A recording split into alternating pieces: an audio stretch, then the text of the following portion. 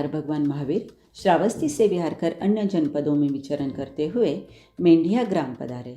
वहाँ भगवान को गोशालक की तेजोलेशा के कारण दाहज्वर का प्रकोप बढ़ा। उन्हें खून की दस्तें लगने लगी। जनता में यह अफवाह फैली कि गोशालक द्वारा छोड़ी हुई तेजोलेशा के प्रभाव से भगवान पित्तज्वर एवं दाहज्वर से पीड़ित है और 6 मास के अंदर ही छद्मस्त अवस्था में मर जाएंगे। वही उद्यान में आतापना ले रहे सिंह अनगार ने लोगों के मुख से यह बात सुनी तो वे बहुत दुखी हुए। अपने दुख को दूर करने के लिए उद्यान के पास के मालूका कच्छ नामक घने वन में जाकर वे जोर जोर से रुदन करने लगे। प्रभु ने अपने ज्ञान से यह जाना तो साधुओं को भेजकर उन्हें अपने पास बुलाया। सिंह अनगार आए, प्रभु को वंदन कर प्रभु के सन्मुख खड़े हो गए। भगवान ने सिंह मुनि से कहा, तुम्हें गोशालक का कथन सुनने से यह चिंता हुई है कि अब मेरा जीवन सिर्फ 6 महीने का है, इसलिए तुम रुदन कर रहे हो, पर यह तुम्हारी भूल है। मैं तो और 16 वर्ष तक तीर्थंकर सर्वज्ञ सर्वदर्शी रूप में विचरूंगा। गोशालक का कथन मिथ्या होगा। उसके बाद भगवान ने फरमाया कि इस नगर में रेवती नामक गाथा पत्नी रहती है, तुम उसके घर जाओ। उसने जो पाक मेरे लिए बनाया है वह न लाते हुए मार्जार वायु को शांत करने वाला जो बिजोरा पाक घोड़ों के लिए बनाया है वह ले आओ, उससे मेरा रोग शांत हो जाएगा।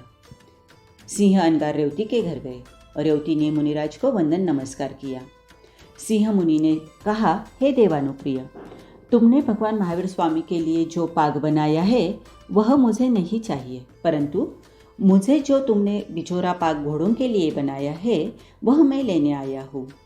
मुनि की बात सुनकर रेवती को आश्चर्य हुआ। उसने पूछा, प्रभु, ऐसे कौन ज्ञानी है जिसने मेरी इस गुप्त बात को जान लिया है कि मैंने भगवान के लिए पाक बनाया है? मुनि ने कहा, हे रेवती, मेरे धर्माचार्य धर्मगुरु श्रवण भगवान महावीर सर्वज्ञ सर्वदर्शी है, उनसे कोई भी रहस्य छिपा नहीं है। उन्हीं के कहने से मैं यह जान सका हूँ। सिंह अनगार के मुख से ये वचन सुनकर रेवती अत्यंत हर्षित हुई। उनके हृदय में भगवान के प्रति भक्ति के भाव उमड़ आए।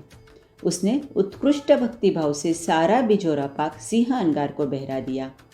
इस महादान और उत्कृष्ट भक्ति से रेवती ने तीर्थंकर गोत्र का बंध किया और वह परित्य संसारी बन गई। देवों ने अहोदानम के घोष के साथ पंचदिव्य प्रकट की, 12.5 करोड़ सोनैया की वर्षा की और रेवती का जय जयकार किया।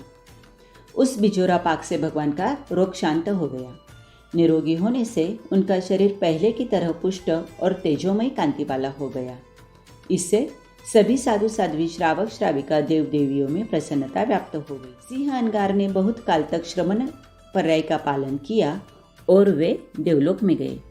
आगे वे मनुष्य जन्म लेकर सब कर्मों को क्षय करके अंत में परम पद को प्राप्त करेंगे।